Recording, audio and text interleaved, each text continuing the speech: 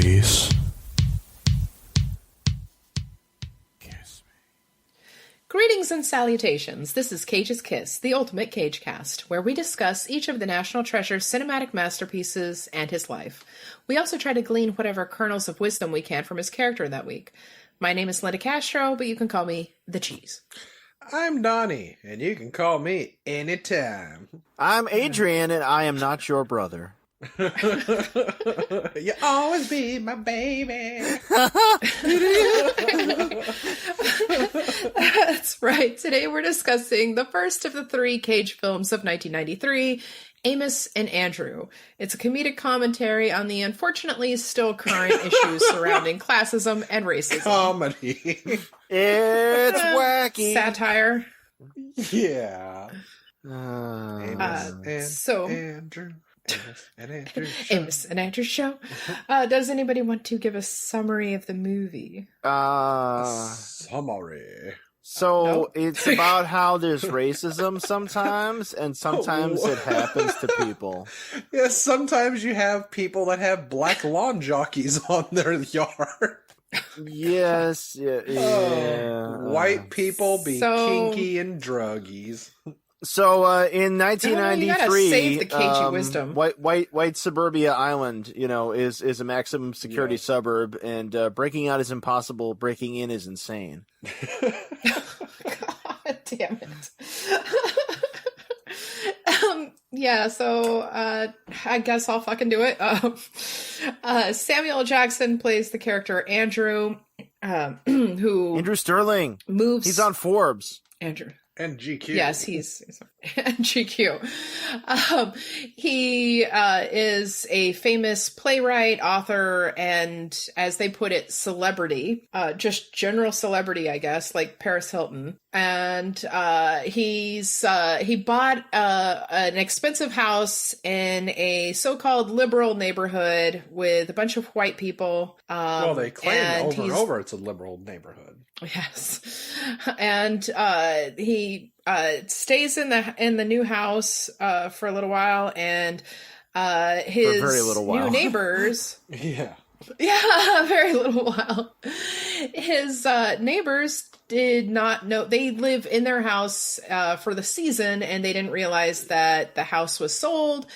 And seeing a black man hooking up a stereo in what used to be their friend's house made them decide that, oh, there's a black man in this house. Michael Lerner's like, my God, he's obviously taking everything. stealing. Well, and you also forgot that his wife screamed as if she just saw a murder and all she saw was a black man moving a stereo. And she keeps saying, a black man, a black man. A black man. Oh, my stars. Because apparently if a black man comes to this island, he's only there for one thing. Stereos. Stereos. And so they call the police and get the police out there. And the chief of police is Mr. Dabney Coleman. Yeah, Cecil Tolliver in this case. Tolliver. Who's also running for city commissioner, I believe. Some County political commissioner thing. or something, yeah. County racist. Yeah. He says the N-word at one point. He does. And in fact, I think two times. Yeah, it's the same But, scene. Well, it's once is referring to the first time. Yeah. No, true. So he goes out with his police officers, including the voice of Chucky. Brad fucking Dourif. He's not He's just in the voice of blackface for Chucky. some reason. What's Night Ops? But no, Night Ops, goddammit, yeah. Brad Dourif. He was in a John Huston movie. He was in multiple Milos Forman That's movies. true. He was in a Dario Argento movie. He's Brad fucking Dourif. Mm-hmm. He's awesome. And he's And the the Graveyard Doc Shift. from Deadwood. Yes. Yeah, Brad fucking Dourif. And I love me some Deadwood. His character decides to get in blackface because it's Night Ops. He accidentally sets off, in this case, in this movie, he's a moron. And he sets off Andrew Sterling's car alarm. For his BMW. And Yes. Yeah, for his BMW. And so he came out and tried to turn off the car With alarm. an early version of one of those key fob things. Yes. And Brad Dourif, being an idiot, saw the I mean, it was the early 90s, but it's pretty small key fob. He's got a gun. Well, you remember? Yeah, he decides he has a Casino gun. where they shoot the guy over the foil wrapped sandwich because they think it's a gun. Yeah. Cops just do that. It's not even a comedy. That's real life. It's like you point your finger at a cop, they shoot you. Unfortunately. Oh God! Well, thanks for bringing it up. Let's face it. This movie wasn't really a comedy. No, it tried, and No. it's like, why are you laughing? Yeah, once you start laughing, it's like, Oh, but please tell us about Nick Cage. Yeah, he's in this too. yeah. So Nick Cage plays a prisoner in the jail. Amos. And once, okay, so I should say that the neighbors also believe that a black man could not own such a nice car, the BMW. So obviously he's taken the family that used to live there as hostages. Yeah, because they cooked up this crackpot theory about their neighbors' kids being home for graduation, and the car must be their graduation present. And this lady just sort of puts it together all by that herself. almost runs them over. Right? Yeah, it was like, well, they must have just been out joyriding. She's just like got this story that she elaborates on her own, and everybody just sort of gets into, and it's really just tiresome. Yes, definitely. And so Dabney Coleman's character decides to sweep this under the rug because he's got an election coming up. Because he figures out that the person in the house is actually the owner. Yeah. Right, and famous. A famous black man. Even though Dabney Coleman's never heard of him. The press man tells him. Yeah, he needs the local amateur black. reporter. It's like don't remember what he does actually, but he is black, by the way. I just thought I'd mention that. Yes, my eyebrows and I have concluded that he is black. Like Linda said, he's like, he's famous, and I know one thing: he's black. It's like, okay. I think that was sort of gouging the ribs there. It's like, black man in the house, huh? Famous black man around too. Coinky dink. I don't think so.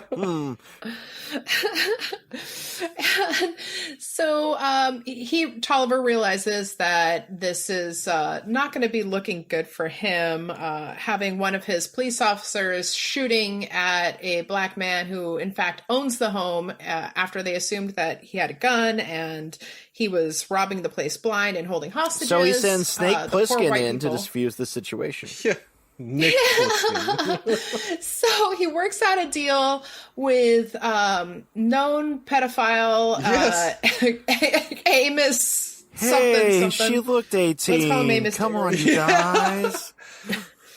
I know. Well, am I supposed to card every one of them? There's so many. I get That's snatched. why I was like, what the hell? It's like it said contributing to the delinquency of a minor, and his response is to grin and go, she looked 18. Yeah, and he does the eyebrow These thing. are two different crimes you're describing here. Well, I have a little pet theory that the Emacs Fry didn't actually write this, and the whole movie is an improv session that got out of control.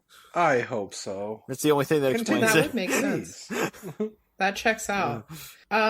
So he has Nick Cage's character Amos go in and pretend that there was a jailbreak and he was the gunman holding. So he has hostages. Nick Cage also get in like really lame amateur blackface so that he'll think he's the same guy as Brad Dourif who shot up his car. Yeah. Which at some point, like, he washes off, but I don't think they showed that. I think it just kind of Well, they showed him rubs wiping it off. He wiped it off, but then he also did his patented Nick Cage hair whip where he just starts whipping his head back and forth. He had some of his worst hair in this movie, I just have to say. Yes, He did, most but definitely.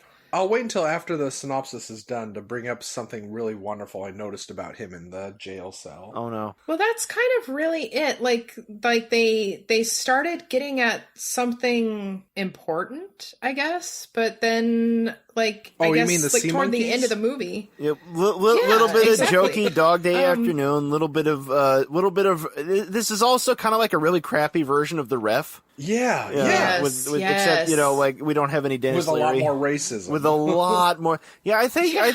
You see, The Ref was this delightfully crass Christmas movie with Dennis Leary holding Kevin Spacey and Judy Davis hostage, and sorting out their marital problems, while holding a gun on them. Whereas this thing, it's kind of just like, yeah, racism exists. Oh, let's examine our feelings a little bit. Yeah, no, when racist cops and sexually. Well, yeah, it's fuck the police is what it boils down to, and Sam Jackson had it bad because he's brown, so they thought they had the authority to send Nick Cage in to kidnap a minority, and shit went down. It didn't go out how they thought.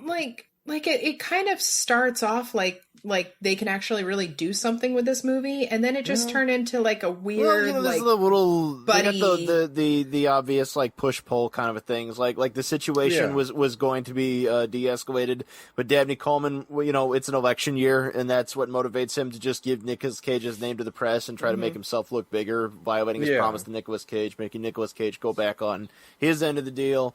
And then it looks like it's all going to come apart, and because Dabney Coleman's in the house, but Dabney Coleman uses the N-word, and Samuel L. Jackson cannot abide that, so he hits him in the head with a frying pan. Well, yeah, that's when it's like his second plan comes into play with, fine, go ahead, shoot Sam Jackson, and I'll just kill you and come out the hero in this. Yeah. But yeah, this movie just couldn't decide what it wanted to be. All he said was like, black chick. Yeah, but your boyfriend looks like one of those angry black guys. We cool, G? Yeah. It reminded me of this Robert Downey Jr. film with Zach Galifianakis, Due Date, where it's like kind of a comedy, but then there's just serious bits put in there that have no fucking purpose at all because they don't go anywhere. Yeah. And it's like with this, and it just feels like it doesn't fit. This movie actually could have used some more comedy in it, and it really could have because they just had too many issues. It's a little too topical. Yeah. Like comedies are best. Like, this movie has the one misunderstanding, except it's an unfunny racist misunderstanding. It was like it's a series of whimsical misunderstandings, like playing on racism. Playing on people's fears, Yeah, it's like I also think it would have been funnier if Dabney Coleman hadn't figured out his mistake so early on. Yeah, because it's like by the time Tolliver says the N-word, it's like this movie was already 100% racist. Now it's like 112% more racist. Dialed it. I'd like to take a moment to discuss Mr. Jackson here, Sir Samuel L. Jackson. Please do. So this is the period where the fame was starting to get going for him, but it's before Pulp Fiction, so it wasn't really cemented, Yeah. Because after that, his name's on everybody's list, because before that he had small parts in stuff like Goodfellas, he had and Jurassic Park and Exorcist 3. Yeah, no, this is actually right before he played the severed arm in Jurassic Park. Yeah. But Samuel L. Jackson is actually 45 years old in this movie, People often forget he started kind of late. True. But he did like one movie in the 70s, and then like at the beginning of the 80s, he was actually in James Glickenhaus's The Exterminator with Robert Ginty, and I don't know which part he was in there, but I assume he's one of the many people that Robert Ginty just blows away. So in the 1960s, Samuel L. Jackson was on college campuses, and he was heavily involved in civil rights. Yeah. He was an usher at Martin Luther King Jr.'s funeral. And he was actually on one of the campuses where they held administration hostage to try to change the curriculum to get it more, multicultural. And so he actually had a felony conviction from that. But one of the things that really got his career started in the early 90s was coming basically straight out of rehab. He played the crackhead in Spike Lee's Jungle Fever with Wesley Snipes, which is a wonderful performance from him. It is a embarrassing, terrible movie.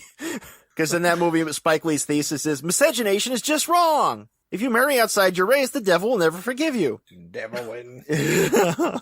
But yeah, no, it's Samuel L. Jackson, everybody. Yay. There's a quote from him talking about how, like, if they're gonna cast a black man in a movie, they're gonna get Denzel Washington. If they can't get him, they'll probably try to get Forrest Whitaker or Wesley Snipes. After them, they call me. Oh, Forrest Whitaker. Yeah. So we talked a little bit about. Now it's probably Wesley Snipes at the end. Oh, poor Mr. Snipes. He's trying. So we got Michael Lerner in this thing. Michael Lerner, who plays the lawyer Gilman there, who's he and his wife have the adorable racist misunderstanding, and the wife that owns like 8 dildos in a perfectly lined up drawer. That's how you do. You got to organize your dildos. You know, you got to gauge them. You know, just like the forks at a dinner. Yeah, exactly. It's just proper etiquette, Donnie. Jesus. But you know, he's a character actor. Like even if you don't know who he is, you've seen him in something. Like he was in the Barton Fink by the Coen Brothers as the studio head. Mm-hmm. He was in Woody Allen's Celebrity. He was in Harlem Nights. Like he pops up just about everywhere. Oh, Harlem Nights. Yeah. Dabney Coleman is Dabney Coleman. He was born in 1932. Yes. I remember him best for playing Mr. Hart in 9 to 5, which is, you know, amazing. Yeah. And he was in Cloak and Dagger and Modern Problems. And he was in fucking Rolling Thunder with William Devane. Rolling Thunder. Oh, shit, I forgot about that. And he was also on an episode of Columbo. He was on the episode with, I'm pretty sure he was on the episode where there were 2 Martin Landaus. You would be double correct. shot. Yeah, and that one he's like the cool, like gum chewing badass detective. He's like, that's still up to the lieutenant. So our atrocity this week was the only movie ever directed by screenwriter E. Max Fry. That kind of shows. Yes. E. Max Fry is a name that was sort of bouncing around in my head, and I thought he was like an old-timey guy, because like that sounds like the name of somebody who'd like hang out with Betty Boop. You know, it's like super old-timey sounding, but no, he's a dude from the 90s. So he wrote Something Wild by Jonathan Demme, which is a problematic film. He wrote Palmetto with Woody Harrelson, which also is a pretty problematic film. And he wrote that Paul Newman thing, Where the Money Is, which I never thought was all that great either. Mm. And I think he's involved with The Alienist. So he's still working. Like, just he doesn't get a lot. He's a writer for it. And this movie also includes, it's a smaller part, but as Officer Earl, it has Chelsea Ross, who is awesome, for one. And he was in Bill and Ted's Bogus Journey and Major League. And he was also in Mad Men. Oh. Good fun. Good fun. Yeah. So he keeps ordering pizzas, but you never see him eat one. What the fuck? I know. I kind of wonder what happened. I don't think he knows how to. Yeah, he only knows how to pick up and creep on underage girls. But yeah, no, he wants a giant combination pizza. But hey, you're 17. I'm sure not. Yeah. Well, when he does get the pizza from the underage pizza delivery girl, he holds it all funky, like parallel to himself. Yeah, well, he holds it as if there's no damn pizza in there, and then he just kind of chucks it and be like, "Hey, a pizza! All right, pizza smells nice. You know what smells nice? Yeah, statutory rape. Underage ladies." It just kind of reminded me of Ed Norton in Birdman when he's like, "This isn't real whiskey. I want real fucking whiskey." Just starts trashing the place. Like, yeah, there's no pizza. This is just a box. You people know that. Come on. They don't even show a pizza. You got. Are you saying it was a character choice? They even mentioned the pizza in that crappy rap that runs over the end credits. You do not say that about Sir Mix-a-Lot, sir. That was Sir Mix-a-Lot. I thought they used the sound alike. And you can't besmirch that movie or that song because it practices the beautiful forgotten art of making a rap song for a movie. But it's not going to I know it's not going to beat Freddie and the Fat Boys. I know a much better example of that.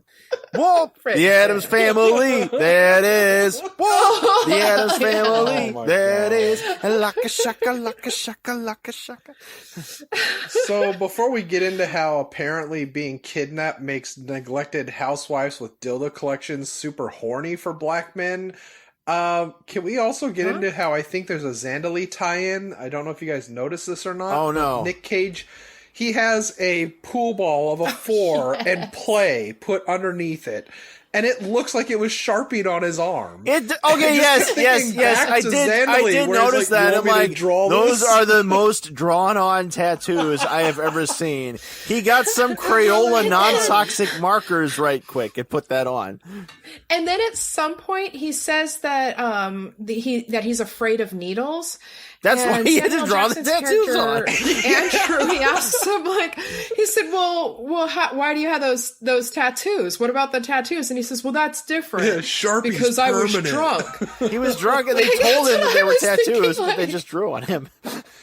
You know, given how stupid they made his character, it made sense. I don't know geography or nothing. Isn't this Canada, this random island?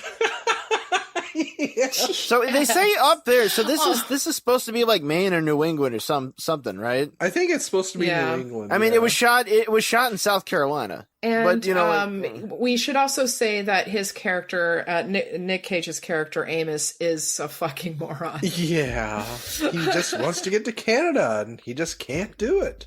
He tried to change out some Canadian. They're like kind of cool with each other, and Nick Cage takes off, like he drives the racist white neighbor's car, and he's driving it the wrong way. Yes, he's heading to Canada and driving north. Oh, yeah. Funny times. Yeah, real fucking Christ. Funny. Fucking early 90s comedies. We're squarely in 90s territory anymore, by the way. There's no more growing pains. Oh, God, yeah. You know, it's like as soon as they started playing the musical cue to let you know when it panned up to the billboard of Tolliver, it's like, that lets you know he's a bad guy. Yeah. It's like, oh, I remember you 90s. Speaking of the music, though, I was wondering, like, they opened the movie with... what is it? Somewhere upon the sea. Beyond the sea, she's there. Yes, when they're showing you the contrast between the dirty, grimy jail that Nick Cage is in and the dirty, racist white land that Sam Jackson's flowing through. But what the hell did that song have to do with the movie? It had nothing. Yeah, it's just the whole. I mean, it's set on an island, but majestic. Yeah. Yeah. Well, yeah. Except it's like everything ferry. back then. It's like, let's get something kind of Sinatra-y, you know? Yeah. Yeah, you got to get the white people comfortable. Although I think it was the Bobby Darin about version. to laugh at. Yeah, it's the Bobby Darin. Bobby Darin at the Copa tomorrow. Definitely. But no, what you mentioned about the screenwriter directing this, it kind of showed, because one of my other favorite moments of just pure stupidity early on is when the white racist couple and the lawyer come across the independent press man. And he's like, "You're a reporter! I'm usually here for independent stories." And he flashes a sign that says press, and he just looks at him like he figured out a fucking mystery. He's like, "You're a reporter." It's like, the fucking badge that said press didn't fucking tell you that? The Gilmans, I guess, I think the Gilmans are supposed to be the filmmaker's take on, like, everything that's wrong with white people. Yeah, they are, because they're also the first ones you see that are smoking joints in their home. Right, yeah, you know, they're racist, but he's super proud about defending the Chicago 7, like back in the 60s or whatever the shit, you know? Yeah. And yet they listen to, I think it was supposed to be Cream. They listened to some Cream, or the non-copyrighted portion of a Cream song, and smoke a joint. They have bondage gear, you know, because white people are kinky and it's dirty. Yes, and they're all stupid and petty and obsessed with getting on TV, you know? Yeah, and not only petty, but they're obsessed with their dog getting on fucking TV, and he's obsessed with keeping his ex-wife's $50,000 car versus saving that their was own his lives. second wife. Oh, yes. Yeah, very, very emotional attachment. It's like, don't take my car. In fact, so much that he was willing to let Nick Cage's character shoot his current wife in the head with a shotgun. Yeah, well, that bit's supposed keys. to be funny right there, because like because they got the bondage gear on him. They both got a headpiece, and Michael Werner's got the thing covering the mouth, and she's got the thing covering the eyes, and she's like, do what or what? Shoot what? Yeah. You know, it's like ha ha. It's like, you know, you a little too on the nose with the stupid there. You know. Yeah. Yeah. I just, oh my god! It's like, I think this is another one. This is kind of like Honeymoon in Vegas. This is another comedy that it doesn't really set up the things it needs to set up. No, it misses a lot of beats. There's a lot of weird, especially at the beginning there. There's all these weird silences, and Samuel L. Jackson is pretty much mute until the cops are shooting at him. Yeah, I mean it. And go ahead. Sorry, no, go ahead. Well, he kind of like the director and writer kind of just like shoehorns things in there that don't belong in there. Like when the couple's smoking a joint, like smoking the devil's grass, excuse me. Yeah. Like what the fuck? Like it was just to show that they get high and they're kinky perverts and well they're supposed to be big, huge, like spineless hypocrites. Like they talk to the sheriff and they're like, is there anything we can do to help? Police activity excites us. Yay! Oh, it's like, well, you can run for me, vote for me when I run for county commissioner here. And they both take the buttons and they're wearing them and they're like, we're big supporters of the chief of police. Yeah, and that's what they even said in front of the TV. It's like, we're basically in the campaign for this guy. And it's like they're all playing caricatures. Everyone in this is a caricature. But it's like, I talked to Lucille about this. It's like back in the 60s and 70s, there were a lot of films like this, like the Thing with Two Heads. And it's like just a lot of, let's mash up some racist white guy with a black man and see what hilarity ensues. Ray Milland's head onto Rosie Greer's shoulder. Yes, exactly. Yeah. But it's like most of these movies, some of them were just outright horrible, but others actually had funny shit in them. This movie was like, oh, let's bring that back. It's like, no, you don't want to do that. You don't have to do that, and you shouldn't do that. If they'd done anything to set a tone, like... Yeah. It's like the only thing they did is like tried saying, okay, we're going to make the white people the most villainous we can and most characterized in this. But at the same time, they're not really addressing the issues that they're bringing up with this. They're trying to make a deep, meaningful statement in a comedy, but nothing in this is fucking funny. Yeah, it's an unfunny comedy, and they're it looks like they're missing their message quite a bit, especially when Samuel L. Jackson's like. Reverend Friend, rallies the troops, and you get people comments like, "Bring us Brother Sterling." Yes, Go on, Linda. Yeah. I was just going to mention that that he was played by oh God, I just had it too. Come on, don't not have it, man. Giancarlo, right? Giancarlo Esposito, who played who was in Breaking Bad as Gus Fring. Yes. Yeah. I couldn't watch that whole show. Also in Do the Right Thing. Hey, Do the Right Thing. Okay, I saw that one. Everyone in this movie was really obsessed with network coverage. That's the one thing they kept shouting repeatedly about this movie. And then you get Bob Balaban as the messed up therapist / freelance hostage negotiator who's kind of off by himself on the walkie-talkie, tormenting Dabney Coleman. It's like, I wanted a pony, God, and they returned my bunny to the pet store because it bit me. And my friend peed on the floor and she was really embarrassed, but there was a clown and I had fun. Yeah, I actually loved So Bob Balaban was in Ken Russell's Altered States, and he delivered my favorite line in that one. It's like, I don't think I'm going to sleep for a year. I am on fucking fire. He was also in Gosford Park, Close Encounters of the Third Kind, and wasn't he in Waiting for Guffman? I want to say that he was. I wouldn't be surprised if he wasn't, but I don't know. Hey, Waiting for Guffman, though, that was pretty good. I wish we watched this instead. I know. Right. Oh, hey, we can't also forget that dogs apparently are also very racist. Which I can understand. Apparently this movie pays homages to things like the Defiant Ones, but like, so you get racist white neighbors with a white dog. Could that have been a reference to named Rommel, right? Well, could that have been a reference to Samuel Fuller's movie White Dog from 1980? Also, it could be a setup for Ghost Dog. They keep talking about how the dog's named Rommel, and I guess they're trying to like imply a kind of Nazi thing. Except Rommel wasn't really a pro-Nazi guy. He was one of the guys who tried to take out Hitler. Yeah. That's just a historical like snafu right there. Your reference doesn't even make sense. I know this is if they named it Goebbels or something. It's just another thing where it's like the white couple is just making asses out of themselves. They're like, we're anti racism, and even at one point he says when he's talking to the reporter, the lawyer says, I'm not a racist, but Which is when you he says it twice, statement. Exactly. When you see a black man with holding stereo on this equipment, island, you know good and well what he's gonna do. Yeah, and then they make Samuel L. Jackson's character paranoid because he tells Nicolas Cage that he's a thorn in the side of the white man, and he says, "You're an assassin, aren't you?" And so everything's a little bit tuned up, and Sorry, what were you going to say, Donnie? No, go ahead. You still were going.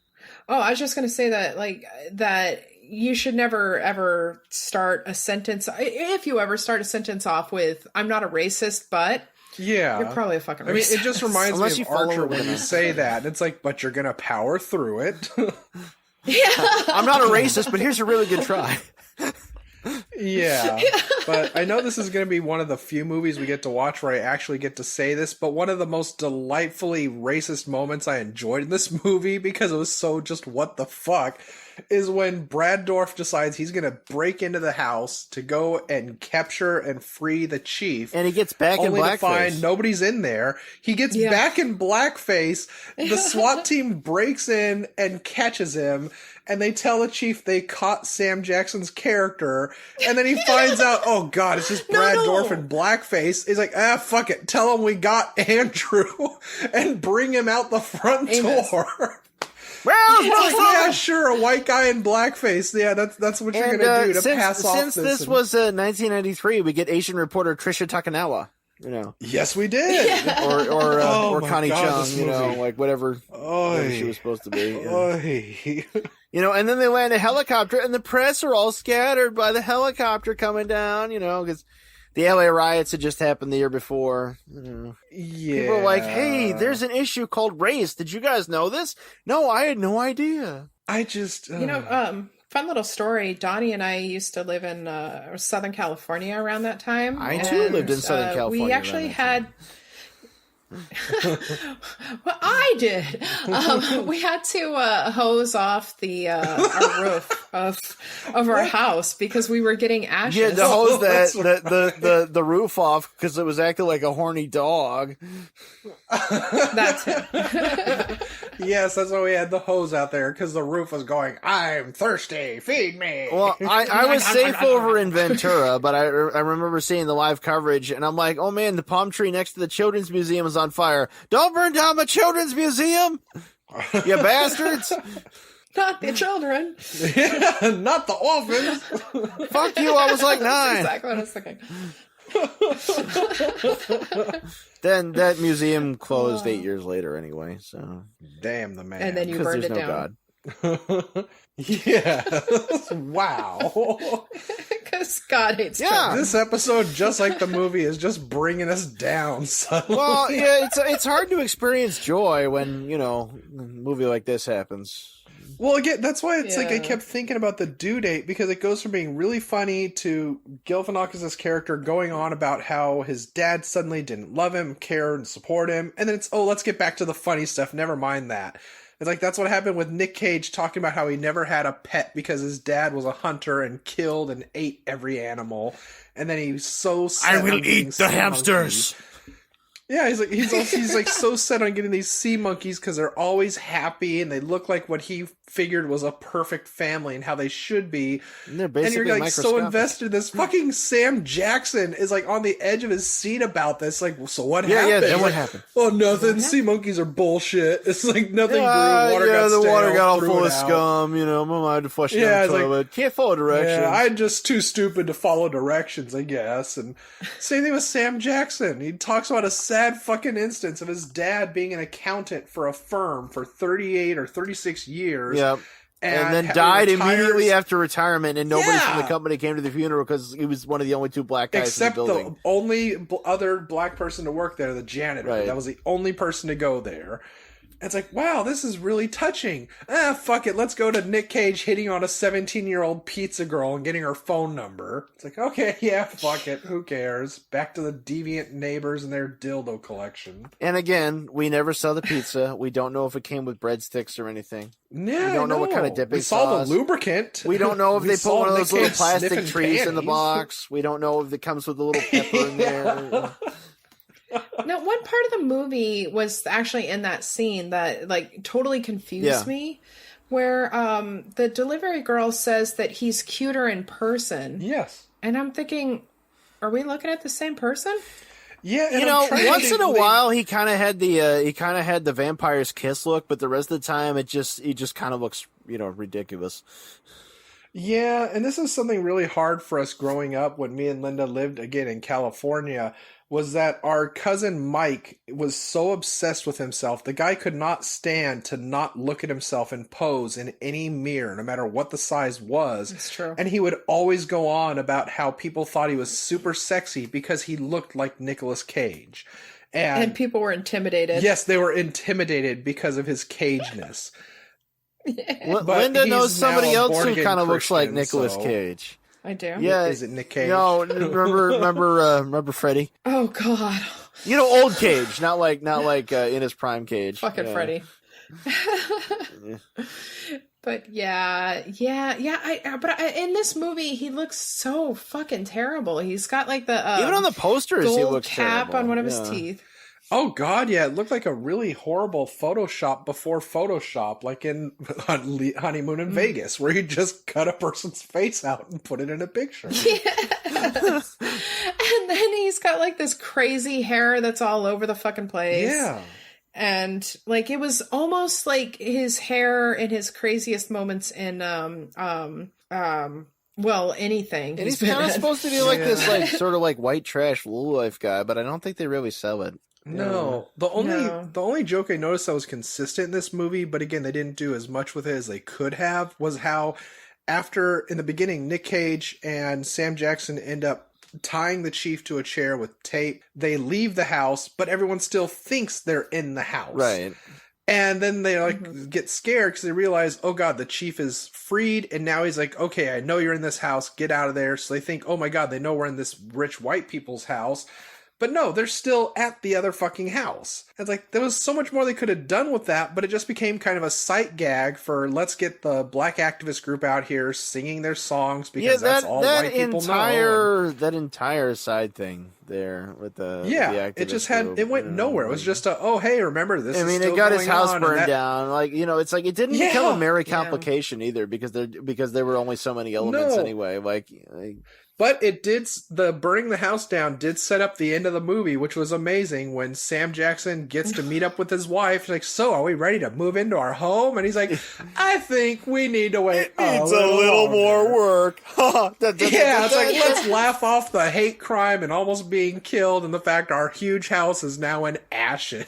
And Nicolas Cage thought that Samuel Jackson's wife would be white, but it turns out that she wasn't. Yeah, she was not. Spoiler. But that scene didn't make a lot of sense either because he says, well, the wife asks like, how did you like your stay in the new house? And he says, it needs a little more work. Oh, did we lose And Linda? she starts smiling and laughing she like that's funny. And I'm thinking, you don't know about it though. Like that shouldn't be funny to you. Well, at the same time, it's like this was all over the news, so you would have figured she would have seen something about it. Oh, she doesn't watch that TV. She hangs out with her sister. Yeah, that's all she does. Well, she doesn't seem to know that any of this stuff went on because because she asks him like, well, how was your stay? And she seems like earnest about it. She's not like, well, how was your stay? Yeah. So I don't know. Fuck this movie. It's they took real important pressing issues that still exist and compressed them into a useless 90-minute comedy. That's still what kind of trying to make it me. funny. It's like I know a lot of movies were situational comedies, and some of that stuff kind of paid off in dividends, but this just felt like, was this really a thing during the age we grew up in where it's like, yes, come and watch this delightful movie where the whole movie takes place on the premise of what happens when rich white people meet a black man and hate crimes ensue and racism is just blatantly everywhere because it'll be hijinks and hilarity to make you laugh your ass off. It's like, this was not at all. It ends up turning into like a weird like buddy comedy. And I kind of thought there'd be more buddy though in it, and there really isn't that much of that either. I mean, like it's well, there's no buddy, but there's a lot of brother. Yeah, the movies. I guess it was just in too big a hurry. Like a lot of the stuff just doesn't really, doesn't really pop. Well, yeah, but that's kind of like I think a lot of 90s comedies. It was just, let's rush through all the beats on this. It'll be funny as we go, and then people can get in and out as fast as they can. I guess they figured they have it good where they have one scene where they're kind of bonding, and then they have another scene where they fight, and then they have another scene where stuff gets sorted out. Yes, like the only arc that happened in the movie, which was Nick Cage constantly calling Sam Jackson brother and homeboy and being told, I'm not your brother. And bro. Until at the end when they he are is his brother. Well, you did try to run over a guy with some bloodhounds for me. I guess we're cool. Yeah. Yeah. I feel like I don't know, if they would have just like made it a serious movie with funny parts in it. What, like the movie Colored? Or Colors, rather? Oh boy. Once upon a time when we were. Samuel L. Jackson was later in John Grisham's A Time to Kill, as opposed to the Nicolas Cage Time to Kill. And yes, it was in it, and I hope they burn in hell. And that movie's also not good. So no, I mean, you were saying, and they're also together. Yes, later in Barbette Schroeder's remake of Kiss of Death, where they fucking take Richard Widmark's most iconic role and they give it to Nicolas Cage, this muscle man gangster who says, "I hate the taste of metal in my mouth." And for Victor Mature, we get fucking David Caruso. But like, I don't know. It's stupid because this whole movie, like the situation in the movie, it would have all been resolved if the Tolliver character, the chief of police, would have just like made a public apology and fired Deputy Donnie. God, fuck you. But his name was Donnie. No. In real life, a statement would have been issued saying that the situation was most unfortunate, and Deputy Donnie would have been placed on a suspension. Yes, that's true. After all, nobody actually died. Get real. Come on now. I know, but I told Lucille the same thing. I'm like, all he literally had to do was go, "Oh my God, I'm so sorry. My deputy fired at you. We're going to fire him. He's going to be held without pay." It's like, it would have resolved so much. He would have had bad press. It would have been fine. But he's like, no, fuck this. I'm going to have this guy go and kidnap him. So then I look even better for it. And then that turns into, fuck it. I'll just let him murder the guy. And then I'll take credit for bringing him down. Don't forget the victim blaming solution. If Samuel L. Jackson had just bought like one of those Sony boomboxes, none of this would have happened. Yeah. And let's also not forget, fuck the First Amendment, because they got him on camera saying fuck the First Amendment. Yeah, as well as my other favorite moment with Brad Dourif, which was, "Roger that, Chief. No more Vietnams." Yeah. Oh, ha ha. Not even one. Yeah, not even one. Yeah. Come on, Chief. There was a black man and he fired a gun at me. That was Andrew Sterling. Oh. And then Brad Dourif is literally in tears. Yes, he does. He cries a single tear that turns into an eagle and flies away. And Danny Coleman's like, "No, it'll be okay, Brad Dourif. We'll just get that guy in jail and make him out to be a kidnapper." Are you sure? Yeah, because it'll be fine. Yes, because non-racist hate crimes make cops sad, apparently. Yeah. Was there any behind-the-scenes stuff, Linda? Did Cage say anything about this at all? Absolutely not. Okay. I wonder. Not that he had less to say about this than he did about a honeymoon in Vegas. He had less to say about this than his Superman movie. I can't wait till we get to talk about that one. When Andy Cohen asked Samuel L. Jackson about Nick Cage, he said that he went over to his house before. He had a dancer's grace. Fingers like a sailor. Everybody knows that. He had the tongue of a $20 whore. He said that he kept giant spiders in his bedpost. God damn. His bedposts were surrounding Dracula? And that he once ate fugu in Japan, which is a blowfish, and it can be really dangerous. Don't eat Very that. dangerous. Which we all know from watching deadly fish, tasty fish. I'm just gonna imagine that Nicolas Cage had Samuel L. Jackson do the geisha girl thing, and he ate some fugu off of him.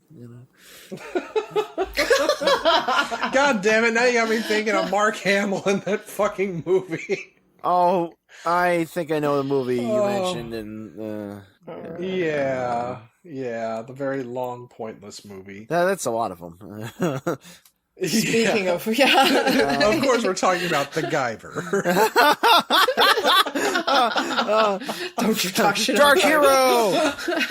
Come at me, Mark Hamill. I'm waiting. Oh no. Cage's Kiss would like to take this moment to say that Donnie's opinions do not reflect Why, movie? Why? Why you betray me? By the way, this is another box office bomb, so at least this isn't a thing that went on to be beloved. Well, that's justice at least. Yeah. True. So, what would you guys do for Face Off if you? For Nicolas Cage, Billy Drago. Oh, yeah, it's like I wanted to get the sea monkeys because they looked so happy. And for Samuel L. Jackson, Ken Foree from Dawn of the Dead. Yeah.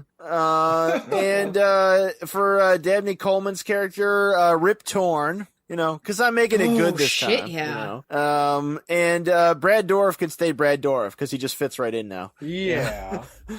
Yeah, he does. For the neighbors, I don't know. I don't know. Good enough. Yeah. Next. Yeah, good enough. What about you, Donnie? Oh, you first. Okay. If they were to make a remake today, because if I were to cast it back then, I wouldn't have changed a thing because I think they all did pretty amazing. Yeah. But if they were to make a remake today, I would put Ryan Reynolds or Willem Dafoe as Amos, Nick Cage's character. For Andrew, I would replace him with shirtless Idris Elba because shirtless Idris Elba. And shirtless Idris Elba purposes. Can I get a shirtless Bokeem Woodbine? While we're doing this? Yeah, why not? I was like Bokeem Woodbine. He doesn't get enough love. I just went to a happy place. Come on, he was in Wishmaster too. I know, right? Yeah. Hey, I'm there with you. But also shirtless. What do you wish, my child? You're gonna wish you hadn't said that. As Tolliver's character, I would, or the character of Tolliver, I would either put Melissa McCarthy or David Strathairn. I think I'm saying that right. Because he's awesome. And I would recast Rommel the dog with Danny DeVito. That works. Is that Cage I hear Donnie? screaming in the background? Always. Okay, so for Nick Cage's part, I would have gone with Gary Busey. Oh, hell yeah! I would have left him and Sam Jackson together because I think they would have been really fun. That would have been play excellent. Yeah. Oh, hell yeah! And for it would be like Loaded Weapon 2. Amos. For the neighbor, I would cast, and I thank Linda for this inspiration, a shirtless Wayne Knight. And that's how he would be the entire movie. Dennis Nedry, shirtless, as a lawyer who's racist. And for Tolliver, Tom Selleck, because why not? Hey, why not? Hey, it's one of those Jesse Stone things. Yeah, this is just an early entry in the Jesse Stone series. Jesse Stone's having a rough time. He's running for re-election, and a black guy moved in. Jesse Stone. Like, hey, yeah, we got a black man in the house. Yeah, we got a stereo. Yeah, okay, we gotta take care of this. Yeah, it's gonna be fun. It's also the father of my D&D character, Tom Selleck. I like to get them Safeway Selects sometime. Yeah. But I would have loved seeing Gary Busey in this. Just shooting the fucking place apart. Hey, dog! I think that'd be. What do you think of my friend here? So where's my pizza? This is just a box. Where's my pizza? I ordered it. Where's my helicopter? You're hot. I don't give a fuck. Where's my pizza? I would like to believe you, but unfortunately, I do not. How old are you? You 18? You 18? How old are you? Suppose you show me some ID. Get a real job. Find Jesus. Sheriff, you just need to find Jesus, that's all. Yeah, I just saved that girl's life. I'm going to be hanging out with Mr. T later. We're going to find Jesus. And Brad Dourif I'd replace with fucking Matthew McConaughey. Oh, okay. Because that would just be wonderful. It could be another shirtless Matthew McConaughey. So you all have right, men in this movie. God is in his holy temple. You pointed some car keys at me. That's cool. That's cool. I'm going to shoot you with bullets. Yeah. You're going to need like more like hot shirtless guys. If you're going to have Wayne Knight, you've got to balance it. We're going to also wait. If we're having an all shirtless cast, then we got to get Glenn Danzig in here. We're also going to have playing the lawyer's wife is going to be Keanu Reeves in drag. And that's going to be because we're awesome and we're mixing this shit up. That's right. For some reason, slathered in lubricant. Yes. Did you guys find any cagey wisdom in this? Don't get one of those big wall stereo unit things. You don't need them. Just get a boombox. Yeah. Also, white people are kinky as fuck, and sea monkeys are bullshit. He could have got a scene going with those white people. Come on now. Swingers in a swap. I know. I mean, my God, the fucking woman was creaming herself over him until she found out he had a wife. But then when he found out Nick Cage, like, oh yeah, she's probably white. White wife. Ooh. I don't do that black mama, white mama stuff. However, yeah, like, maybe we could get to know you and your wife, even though she's white. Maybe I could scissor your wife. Bring her on over. Come on, we're gonna make this happen. Now that's another movie I wish we would have watched instead of this is White Mama, Black Mama. I'm still going through Joe Bob's book, and he's devoting whole chapters to women in Cage's movies. Yeah. Oh man. Yeah. No. Apparently, 1982 was a big year for that. You know, you got like Chained Heat in the Concrete Jungle. Yeah, man. And I think also in Caged Heat, you also had the actress from Pretty Peaches also had a part in that. So you also had the mix of porn actresses and Ted V. Michael's 10 Violent Women also came out around them, in which there are never actually 10 women. It's brilliant. Which also, I guess, in a 7 Degrees of Kevin Bacon thing, also leads into the fake movie trailer that was made of Nick Cage for the Grindhouse movie. Oh yeah, where he plays Fu Manchu. The Fu Manchu. Yeah, and the werewolf women of the SS. Oh god, yeah. You know what's funny about that is about I think like about 6 or 7 years before that came out, my brother and I were having a long conversation about how we would for serious cast a Flash Gordon movie if they were to try to do it again. And for Ming the Merciless, our unequivocal choice was Nicolas Cage. That really would have worked. Yeah. But I would also like to bring the mood down, just like this movie, now that we're uplifted, by mentioning that a few years before Grindhouse came out was also a wonderful film that Linda likes to also try to forget sometimes that we were in, of Carnival of the Damned. Yeah, no, why don't we mention that because everybody's forgotten about Carnival of the Damned. So Linda actually showed me the DVD of this. Or was it a Blu-ray? I don't remember what. You know, like it was a DVD. Yeah, you think you were both there, like it's fucking. So terrible. I had the laptop and in real time I went and I reviewed it on IMDb because I still had an IMDb account back then. I mean, who the fuck needs one now? And this is my favorite Adrian. Yeah. So it's like it was and before I wrote my review, I'm like, well, okay, is this movie getting its just desserts? Now, of course, it's a movie nobody's seen, right? It's like the only way you could see it is to buy the disc on Amazon. You can't stream it anywhere, you know. And all the reviews were written by people who had to be either crew members or the family and friends of the director. Because it had all ridiculous, glowing 10-star reviews. So I'm like, well, okay, we need a real review here. So of course, I fucking gutted the movie because it was just shit on every level. It was everything that was wrong with it. Bad redubbing, like characters who thought they were super cool, you know, like useless flashbacks. It doesn't go anywhere. The zombies are stupid, you know, and they add fake film grain over the whole movie. And it's not even like good. Yeah, it's not. There is nothing redeeming about this movie. So I wrote the only bad review, and I pointed out in my review, by the way, mine is the only bad review. I'm the only one not related to the director. and my review immediately started getting all these thumbs down. I'm like, yeah, try to fight it. It's the truth, though. Didn't they try getting you banned on there for posting the review? I don't know. I'm not sure if they did that. Yeah. I mean, my account's not there anymore, but that's probably because the email that I used for it was something I never checked. And I guess they check that periodically. I mean, but I've been booted from IMDb before for various reasons. Like, that was where I first started doing, like, interneting, way the hell back in the day. But that movie was far worse than this movie could ever be. Yeah, I mean, this movie, even though it's not directed by a director, like it's clear that the DP knew what they were doing. Like, it was edited, like there was probably even a visual consultant. The camera dollies sometimes. You can hear the dialogue, And it's an amazing cast for Amos Andrew. There's technically characters. Which they did make a joke at least one point in the movie about don't put your name and my name together. And he doesn't explain it, but in 1993, people would still remember that Amos and Andy had happened. Yes, exactly. That's why they put it. It's like, you white people are old enough to remember this because we know you're the ones that went to see this piece of shit. And, I mean, if you were watching TV Land around 1993, you could probably see some Amos and Andy. Yeah. Even though up until the mid 80s, it was not available a lot because people were really pissed off about it. Now, I can see people being pissed off about the radio drama because both characters are voiced by white guys. Because those two white guys created the characters. And they did do one film of it, Check and Double Check, where the characters do it in blackface. And I think at that point it was the 40s, and so nobody thought that was weird, except probably black people.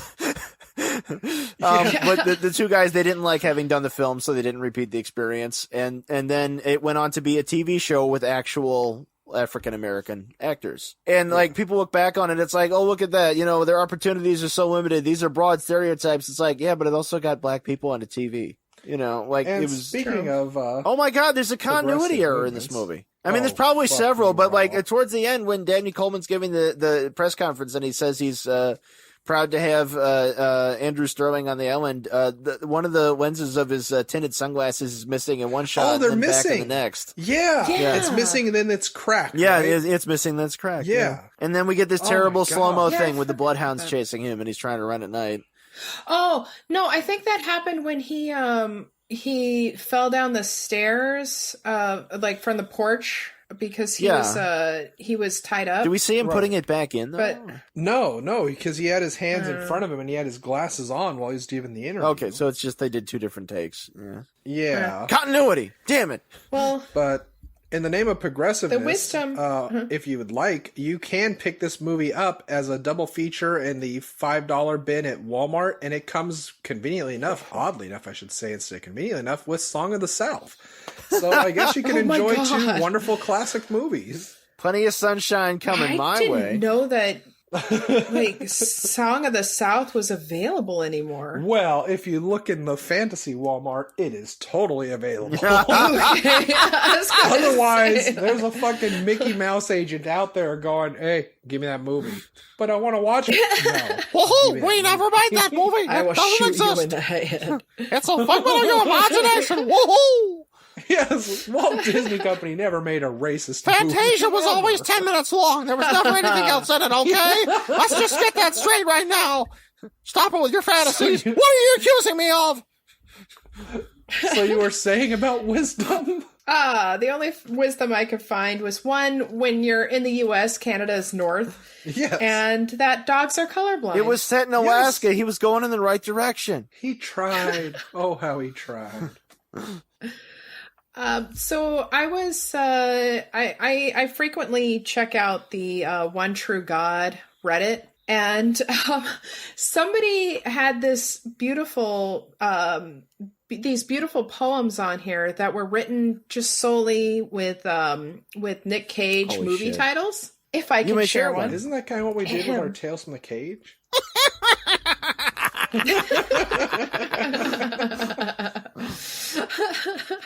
Should I wait for Tales? No, I want to hear this damn poem. Okay. Valley Girl, wild at heart. Next, Peggy Sue got married. Honeymoon in Vegas. Knowing the trust stolen. Drive angry, seeking justice. Mom and Dad racing with the moon. Moonstruck. Left behind, dying of the light. Joe, the runner. Oh my God. Okay. Well, we probably could have done something that good if we hadn't just been spitballing it. So you had a bad. Thank you. Thank you so much to the poet Double T, who is has his own radio podcast station, UVA Radio from the University of Amsterdam. V like Victor? UTI? Yeah, that's what it looks Under like. Victor's UVA? asshole? I'll go with UTI. UTI. I'm just trying to phoneticize right now, partly because I work on phones for a living, and I don't want people looking up the wrong thing. Well, I do know for sure it's the podcast station for the University of Amsterdam. Hot damn, it's Amsterdam. Don't you like nothing else can? Yeah. So do we have any? That is not your Cage's Kiss song. I need to get a pickup band together and write a bunch of parody Van Halen songs and make Van Heflin 4. Oh, like Rocket Vagina? Well, that was more of an Aerosmith parody, but yeah. So please listen, follow, rate, and review Cage's Kiss on Apple Podcasts, Stitcher, Spotify, Podcoin, and YouTube.